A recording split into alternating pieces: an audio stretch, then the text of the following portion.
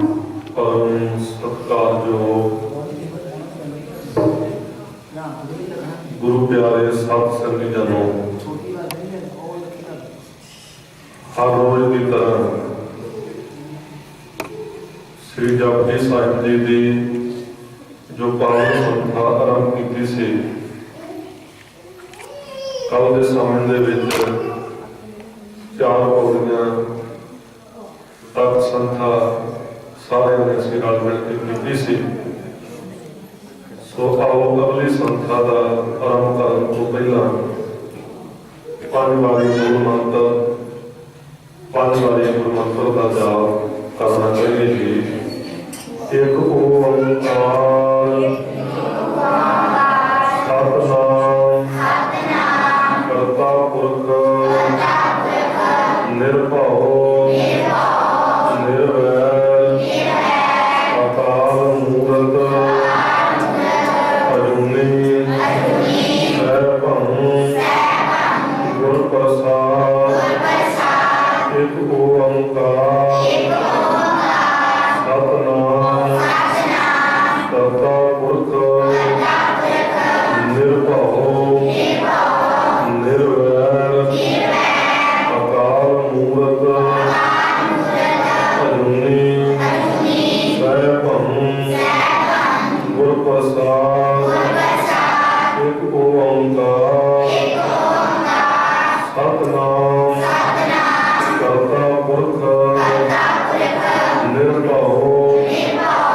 निर्वैर अकाल मूरत अजूनी सैभं गुर प्रसाद। एक ओंकार सतनाम करता पुरख निर्भव निर्वैर अकाल मूरत अजूनी सैभं गुर प्रसाद। एक ओंकार सतनाम करता पुरख निर्भव निर्वैर अकाल मूरत अजूनी सैभं गुर प्रसाद। वाहिगुरु वाहिगुरु वाहिगुरु वाहिगुरु वाहिगुरु वाहिगुरु वाहिगुरु वाहिगुरु वाहिगुरु वाहिगुरु वाहिगुरु वाहिगुरु जी का वाहिगुरु जी की फतेह। श्री जपजी साहिब जी की पंजवीं पौड़ी मिल करके उच्चारण करो जी। थापिया न जाए कीता न होए आपे आप निरंजन सोए।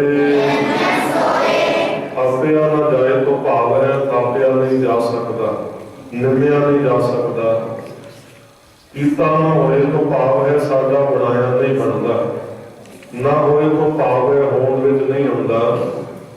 आपे आप तो भाव है निरोध आप ही आप भाव, ना उसनूं कोई पैदा करने वाला है ते ना ही बनाने वाला है।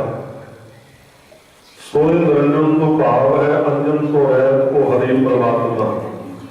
निरंजन का भाव है अंजन तो रहित माया तो रहित, जो माया तो नहीं बनिया, जिस विच माया दे अंश नहीं। निरंजन निर तो भाव बिना अंजन तो भाव है सुरमाकाल। विकारां दी अंश माया का प्रभाव नहीं है, वो जिस उत्ते माया का प्रभाव नहीं पैंदा।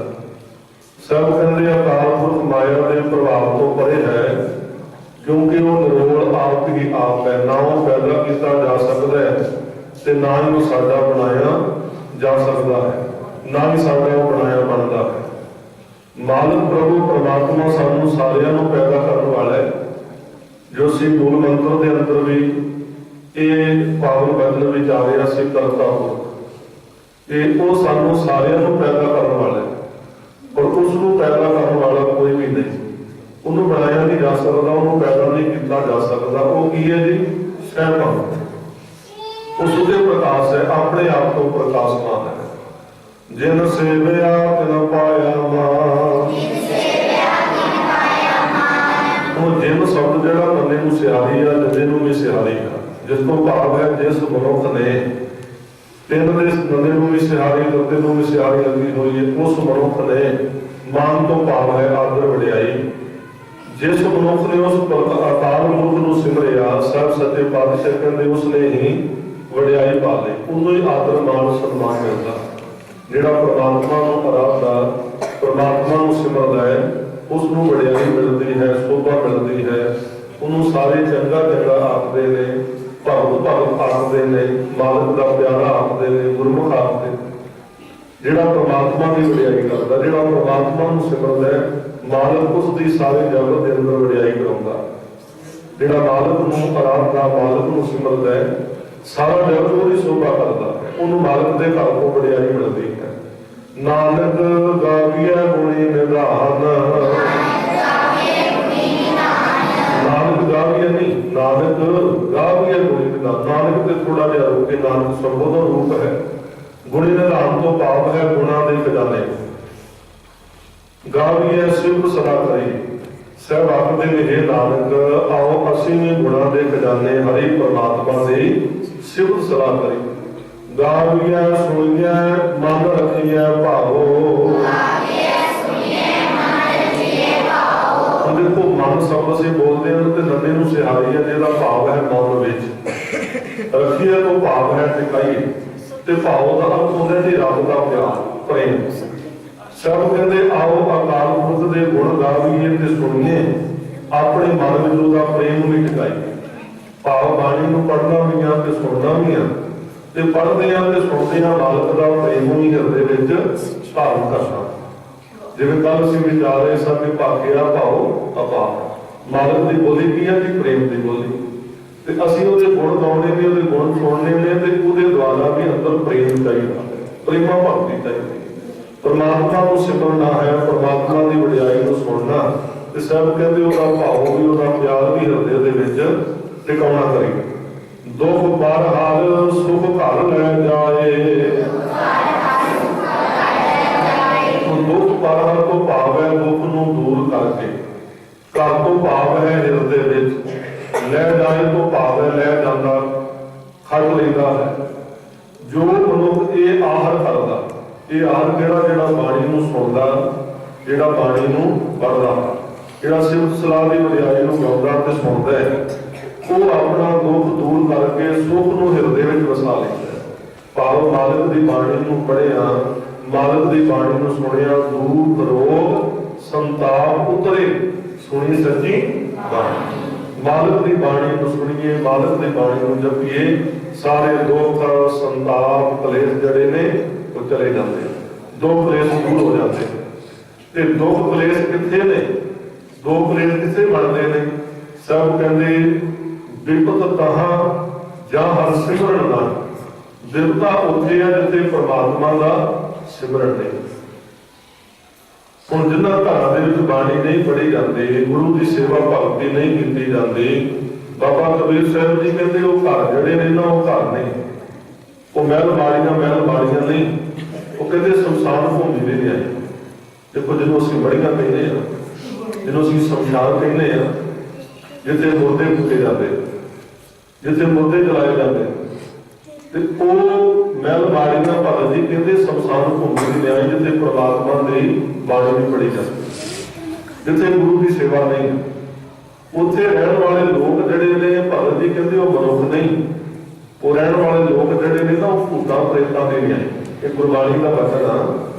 ਕਬੀਰ ਜਾਂ ਕਰ ਸਾਧਨਾ ਸੇਵੀਏ, ਹਰ ਕੀ ਸੇਵਾ ਨਾਹਿ, ਤੇ ਘਰ ਮਹੜ ਸਾਰਖੇ ਭੂਤ ਬਸੇ ਤਿਨ ਮਾਏ। ਕਹਿੰਦੇ ਉਹਨਾਂ ਘਰਾਂ ਵਿੱਚ ਭੂਤ ਵਸਦੇ, ਉਹ ਘਰ ਨਾਲ ਬਾੜੀ ਦਾ ਸ਼ਮਸ਼ਾਨ ਭੂਮੀ ਦੇ ਆਏ।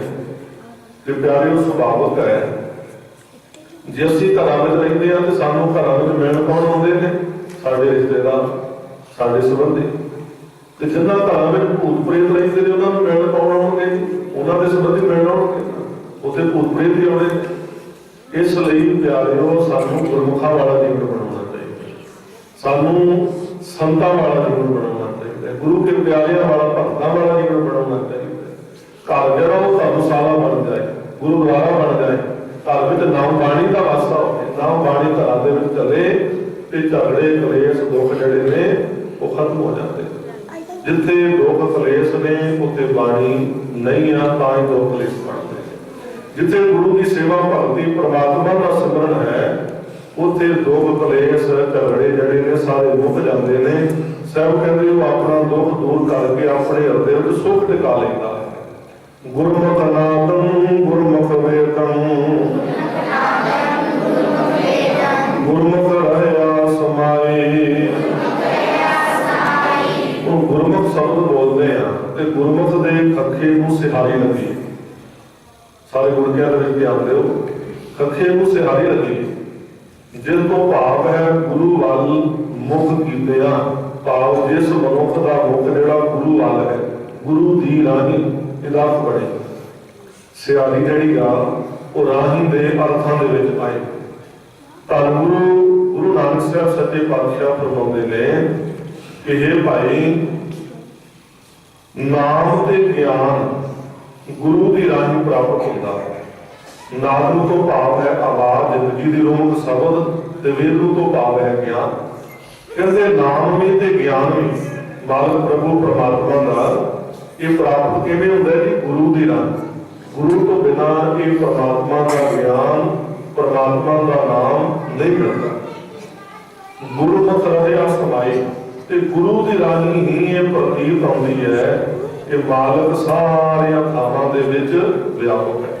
ਗੁਰੂ ਤੋਂ ਬਿਨਾਂ ਇਹ ਸਮਝ ਨਹੀਂ ਆਉਂਦੀ, ਪਤਾ ਨਹੀਂ ਲੱਗਦਾ ਕਿ ਸਾਰਿਆਂ ਵਿੱਚ ਮਾਲਕ ਹੈ। ਕਿਉਂਕਿ ਜਿੰਨਾ ਚਿਰ ਸਾਡੇ ਕੋਲ ਗੁਰੂ ਦੀ ਮੱਤ ਨਹੀਂ ਨਾ, ਅਸੀਂ ਆਪਣੀ ਮੱਤ ਨਾਲ ਜਦੋਂ ਰੱਬ ਨੂੰ ਦੇਖਣ ਦੀ ਕੋਸ਼ਿਸ਼ ਕਰਦੇ ਹਾਂ ਤੇ ਪਿਆਰੇ ਦੂਜਿਆਂ ਦੇ ਵਿੱਚ ਰੱਬ ਨਹੀਂ, ਸਾਨੂੰ ਔਗਣ ਦਿਖਾਈ ਦਿੰਦੇ। ਤੇ ਜਿਸ ਦਿਨ ਗੁਰੂ ਕਿਰਪਾ ਕਰਕੇ ਆਪਣੀ ਮੱਤ ਦਿੰਦਾ ਤੇ ਸਾਨੂੰ ਸਭ ਤੋਂ ਪਹਿਲਾਂ ਗੁਰੂ ਆਪਣੇ ਅੰਦਰ ਨਿਰੰਕਾਰ ਦੀ ਜੋਤ ਦਿਖਾਉਂਦਾ। ਤੇ ਜਦੋਂ ਆਪਣੇ ਅੰਦਰ ਨਿਰੰਕਾਰ ਦੀ ਜੋਤ ਅਨੁਭਵ ਹੋ ਗਈ ਕਿ ਮਨ ਤੂੰ ਜੋਤ ਸਰੂਪ ਹੈ, ਆਪਣਾ ਮੂਲ ਪਛਾਣ, ਮਨ ਹਰ ਜੀ ਤੇਰੇ ਨਾਲ ਹੈ, ਗੁਰਮਤਿ ਰੱਬ ਮਾਨ। ਤੇ ਉਹ ਜਦੋਂ ਫਿਰ ਕਿਰਪਾ ਵਰਤਦੀ ਹੈ, ਸਭ ਮੈਂ ਜੋਤ ਜੋਤ ਹੈ ਸੋਏ, ਇਸ ਦਾ ਚਾਨਣ ਸਭ ਦਾ ਚਾਨਣ। ਜਦੋਂ ਆਪਣੇ ਅੰਦਰ ਜੋਤ ਦਿਸ ਪਈ, ਉਸ ਵੇਲੇ ਮਾਤਾ ਦੇ ਅੰਦਰ ਵੀ ਰੱਬ ਦਿਖਾਈ ਦਿੰਦਾ ਹੈ, ਪਿਤਾ ਦੇ ਅੰਦਰ ਵੀ ਰੱਬ ਦਿਖਾਈ ਦਿੰਦਾ ਹੈ, ਭਰਾ ਅੰਦਰ ਵੀ, ਭੈਣ ਅੰਦਰ ਵੀ, ਮਿੱਤਰ ਅੰਦਰ ਵੀ, ਪਤੀ ਅੰਦਰ ਵੀ, ਪਤਨੀ ਅੰਦਰ ਵੀ, ਸਾਰੇ ਸੰਸਾਰ ਦੇ ਜੀਵਾਂ ਦੇ ਅੰਦਰ ਫਿਰ ਇਹ ਅਵਸਥਾ ਬਣ ਜਾਂਦੀ ਹੈ। ਸਭ ਗੋਬਿੰਦ ਹੈ, ਸਭ ਗੋਬਿੰਦ ਹੈ, ਗੋਬਿੰਦ ਬਿਨ ਨਹੀਂ ਕੋਈ, ਸੂਤ ਏਕ ਮਨ ਸਤ ਸਹੰਸ ਜੈਸੇ ਓਦ ਕੋਟ ਪ੍ਰਭ। ਪਰ ਸਭ ਕਹਿੰਦੇ ਦਾਤ ਜਿਹੜੀ ਆ ਨਾ, ਗੁਰਮੁਖ ਰਹਿਆ ਸਮਾਈ, ਗੁਰੂ ਦੇ ਰਾਹੀਂ ਇਹ ਦਾਤ ਮਿਲਦੀ ਆ, ਸਮਝ ਆਉਂਦੀ ਆ ਕਿ ਮਾਲਕ ਸਾਰੀਆਂ ਥਾਵਾਂ ਦੇ ਵਿੱਚ ਵਿਆਪਕ ਹੈ। ਗੁਰ ਈਸਰ ਗੁਰ ਗੋਰਖ ਬਰਮਾ, ਗੁਰ ਪਾਰਬਤੀ ਮਾਈ। ਹੁਣ ਈਸ਼ਵਰ ਤੋਂ ਭਾਵ ਹੈ ਸ਼ਿਵ, शिव जी। ब्रह्मा तो भाव है ब्रह्मा, पार्वती माई तो भाव है माई पार्वती। सब कहते गुरु ही साडे लिए शिव जी है, गुरु ही साडे लिए गोरख ते, गुरु ही साडे वास्ते ब्रह्मा ते गुरु ही साडे लिए माई पार्वती। सिख नूं ना तां शिव जी नूं आराधन दी लोड़, ना ब्रह्मा नूं, ना ही किसी होर देवी देवते नूं जां पार्वती माता। कहते सिख दे वास्ते गुरु ही ये सारे देवी देवते, गुरु तो बिना सिख ने किसी होर की उपासना नहीं करते। गुरु सतगुरु सिख वास्ते हुक्म करता है, जागृत जोत जपै निस बासुर एक बिना मन नैक न आंदा। पूर्ण प्रेम प्रतीत सजा व्रत गोर बड़ी मट भूल न मन। सिख ने बड़िया मसाणा ने किसी होर की पूजा करके करनी, कभी भुल के भी ये पूजा ना सिख वास्ते हुक्म है। ते भरमा ते भेखा तो गुरु का खालसा न्यारा है।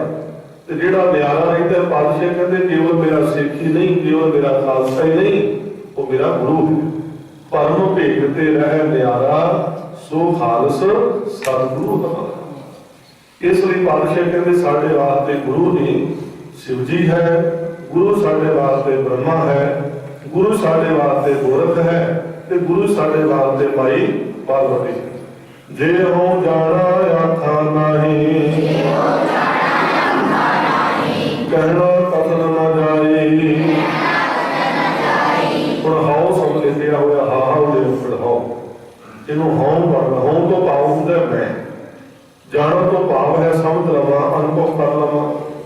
आखर नाही तो भाव है मैं उसका वर्णन नहीं कर सकता। धन गुरु गुरु नानक साहब जी कहते उस अकाल पुरख के हुक्म नूं जे मैं समझ भी लवां तां भी उसका वर्णन नहीं कर सकता। भाव अकाल पुरख के हुक्म का कथन नहीं किया जा सकता है। परमात्मा का हुक्म जिहड़ा परारूप है। इसलिए मालिक के गुरु के चरणों में अरदास करिए, गुरा एक देह बुझाई। ਇਹਨੂੰ ਗੁਰਾ ਨਹੀਂ ਬੋਲਣਾ, ਰਾਰੇ ਦੇ ਉੱਪਰ ਨਾ ਬਿੰਦੀ ਨਹੀਂ ਲਾਉਣੀ। ਇਹਨੂੰ ਜਿੱਦਾਂ ਲਿਖਿਆ ਨਾ ਗੁਰਗੀ ਔਂਕੜ ਰਾਰੇ ਕਰਨਾ ਗੁਰਾ, ਇਦਾਂ ਹੀ ਬੋਲਣਾ। ਇਹ ਸੰਬੋਧਨ ਰੂਪ ਇੱਥੇ ਵਿਸਰਾਮ ਲਾਉਣਾ, ਕੋਮਾ ਲਾਉਣਾ। ਗੁਰਾ ਇੱਕ ਦੇਹ ਬੁਝਾਈ।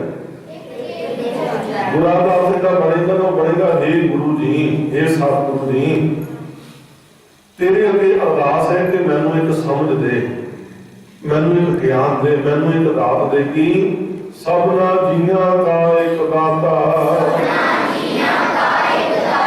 सो मैं विसर न जाए। जिहड़ा मालिक प्रभु परमात्मा सारे जीवां नूं दातन देण वाला एक रब है, एक परमात्मा है। मैं उन्होंने कभी भी भुलावा ना, वो मेरे जीवन विचों कभी भी विसरे ना। यही मालिक प्रभु परमात्मा की एक दी गल बनी ना, एक ओंकार के परमात्मा रब एक है, सर्वव्यापक है। कोई सारियां नूं दाता देण वाला, कोई सारियां दा दाता है। ते सब कहंदे जिहड़ा सारियां नूं दाता देण वाला रब है मालिक सतगुरु, मेरे ते कृपा करो, मैनूं कदी विसरे ना, कदी भुले ना। मैं सदा उहनूं आराधदा रहां। सतनाम श्री वाहिगुरु वाहिगुरु वाहिगुरु। मालिक नूं सदा आराधना। तीरथ नावा जे तिस भावा, विण भाणे के नाए करी। ਹੁਣ ਇਹ ਸਾਰੇ ਸ਼ਬਦ ਜਿਹੜੇ ਨਾ ਭਾਰੇ ਕਰਕੇ ਬੋਲਣੇ। ਤੀਰਥ ਨਾਵਾ, ਵਾਵੇ ਦੇ ਨਾ ਥੱਲੇ ਅੱਧਾ ਹਾ ਕਰਕੇ ਬੋਲਣਾ, ਨਾਲ ਉੱਤੇ ਬਿੰਦੀ ਦਾ ਉਚਾਰਨ ਕਰਨਾ। ਇਸੇ ਤਰ੍ਹਾਂ ਜੇ ਤਿਸ ਭਾਵਾਂ, ਭਾਵਾਂ ਇਹ ਵੀ ਬਿੰਦੀ ਦੇ ਸਹਿਤ। ਵਿਣ ਭਾਣੇ ਥੋੜੀ ਜਿਹੀ ਸਪੇਸ ਦੇ ਕੇ ਫਿਰ ਬੋਲਣਾ ਕਿ ਨਾਏ ਕਰੀ, ਨਾਏ ਤੇ ਭਾਵ ਬੋਲਣਾ। ਜਿੱਥੇ ਵੀ ਗੁਰਬਾਣੀ ਦੇ ਅੰਦਰ ਤੀਰਥ ਦੀ ਸਰ ਦੀ ਗੱਲ ਆਵੇ ਉੱਥੇ ਇਹ ਸ਼ਬਦ ਜਿਹੜੇ ਨੇ ਨਾ ਨਾਵਾ ਜਾਂ ਨਾਏ ਇਹ ਭਾਰੀ ਕਰਕੇ ਬੋਲੀ ਦੇ ਨੇ, ਕਿਉਂਕਿ ਤੀਰਥ ਤੇ ਨਹਾਉਣ ਦੀ ਗੱਲ ਹੁੰਦੀ ਹੈ, ਇਸ਼ਨਾਨ ਕਰਨ ਦੀ ਗੱਲ ਹੁੰਦੀ ਹੈ। ਤੇ ਜਦੋਂ ਵੀ ਇਹ ਗੁਰਬਾਣੀ ਵਿੱਚ ਸ਼ਬਦ ਪੜ੍ਹੀਏ ਨਾ ਉੱਥੇ ਭਾਰਾ ਕਰਕੇ ਬੋਲੀ ਦਾ, ਜਿਵੇਂ ਕਿ ਪੰਕਤੀ ਆਏਗੀ ਪੌੜੀ ਦੇ ਵਿੱਚ, ਅੰਤਰਗਤ ਤੀਰਥ ਮਲ ਨਾਵੋ। ਇਹ ਜਪਜੀ ਸਾਹਿਬ ਦੇ ਅੱਗੇ ਪੜਾਂਗੇ, ਜਪ ਬਾਣੀ ਦੇ ਅੰਦਰ ਅੱਗੇ ਜਾ ਕੇ ਪੜਾਂਗੇ, ਉੱਥੇ ਵੀ ਇਹ ਭਾਰਾ ਕਰਕੇ ਬੋਲੀ ਦਾ ਅੰਤਰਗਤ ਤੀਰਥ ਮਲ ਨਾਵੋ। ਜਿੱਥੇ ਵੀ ਤੀਰਥ ਦੀ ਗੱਲ ਆਉਂਦੀ ਉੱਥੇ ਭਾਰਾ ਕਰਕੇ ਬੋਲੀ ਦਾ। ਤੀਰਥ ਦੇ ਸੱਚੇ ਨੂੰ ਸਿਹਾਰੀ ਹੈ, ਜਿਹਦਾ ਭਾਵ ਹੈ ਤੀਰਥ ਉੱਤੇ। ਨਾਵਾਂ ਦਾ ਭਾਵ ਹੈ ਮੈਂ ਇਸ਼ਨਾਨ ਕਰਾਂ। ਇਸ ਤੋਂ ਭਾਵ ਹੈ ਉਸ ਰੱਬ ਨੂੰ, ਭਾਵਾਂ ਤੋਂ ਭਾਵ ਹੈ ਚੰਗਾ ਲੱਗਾ। ਵਿਣ ਭਾਣੇ ਤੋਂ ਭਾਵ ਹੈ ਰੱਬ ਨੂੰ ਚੰਗਾ ਲੱਗਣ ਤੋਂ ਬਿਨਾਂ ਜੇ ਰੱਬ ਦੀ ਨਜ਼ਰ ਵਿੱਚ ਕਬੂਲ ਨਾ ਹੋਇਆ। ਕਿ ਨਾਏ ਕਰੀ ਤੋਂ ਭਾਵ ਹੈ ਨਹਾ ਕੇ ਮੈਂ ਕੀ ਕਰਾਂ, ਮੈਂ ਤੀਰਥ ਉੱਤੇ ਜਾ ਕੇ ਤਦ ਇਸ਼ਨਾਨ ਕਰਾਂ ਜੇ ਇਉਂ ਕਰਨ ਨਾਲ ਉਸ ਪਰਮਾਤਮਾ ਨੂੰ ਪ੍ਰਸੰਨ ਕਰ ਸਕਾਂ। ਪਰ ਜੇ ਇਸ ਤਰ੍ਹਾਂ ਪਰਮਾਤਮਾ ਪ੍ਰਸੰਨ ਨਹੀਂ ਹੁੰਦਾ ਤਾਂ ਮੈਂ ਤੀਰਥ ਉੱਤੇ ਇਸ਼ਨਾਨ ਕਰਕੇ ਕੀ ਖੱਟਾਂ। ਹੁਣ ਤੀਰਥਾਂ ਤੇ ਇਸ਼ਨਾਨ ਕਰਨ ਦਾ ਸਾਡਾ ਮਨੋਰਥ ਤਾਂ ਇਹ ਹੁੰਦਾ ਨਾ ਕਿ ਸਾਡਾ ਮਨ ਜਿਹੜਾ ਪਵਿੱਤਰ ਹੋ ਜਾਏ ਤੇ ਪਰਮਾਤਮਾ ਸਾਡੇ ਤੇ ਪ੍ਰਸੰਨ ਹੋ ਜਾਏ। ਆਮ ਅਸੀਂ ਇੱਕ ਜੀਵਨ ਦੇ ਅੰਦਰ ਇਹ ਭਾਵਨਾ ਬਣਾਈ ਹੋਈ ਆ ਵੀ ਜਿੰਨੇ ਮਰਜ਼ੀ ਪਾਪ ਕਮਾਈ ਜਾਓ, ਬਸ ਤੀਰਥ ਤੇ ਗਏ, ਇਸ਼ਨਾਨ ਕੀਤਾ ਤੇ ਉਤਰ ਗਏ। ਤੇ ਅੱਗੋਂ ਫਿਰ ਅਸੀਂ ਕਰਨ ਦਾ ਠੇਕਾ ਲੈ ਲੈਂਦੇ ਤੇ ਬਾਕੀ ਉੱਤਰ ਕੇ ਪਿਛਲੇ ਚਲੋ ਅੱਗੇ ਹੋਰ ਕਰੀ ਜਾਓ।